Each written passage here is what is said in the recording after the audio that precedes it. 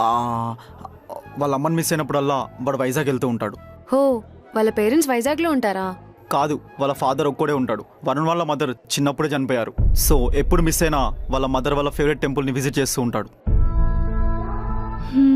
కానీ గ్రేట్ కదా, తన లైఫ్ ఎంత సీరియస్గా ఉన్నా బయటికి ఎప్పుడు సరదాగా ఉంటాడు. మనలా నవ్వుతూ సరదాగా ఉన్నంత మాత్రాన వాడికి బాధలుండవా? చెప్పాలంటే అట్లాంటి వాళ్ళకి బాధలు ఇంకెక్కువగా ఉంటాయి. అవి దాపెట్టడానికే స్మైల్ అనే షీల్డ్ వాడతారు.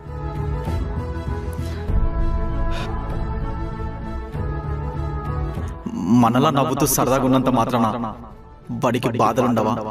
చెప్పాలంటే అట్లాంటి వాళ్ళకి బాధలు ఇంకెక్కువగా ఉంటాయి. అవి దాపెట్టడానికే స్మైల్ అనే షీల్డ్ వాడతారు.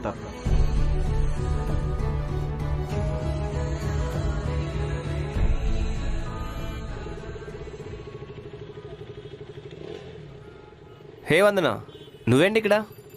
షాప్కి వచ్చా.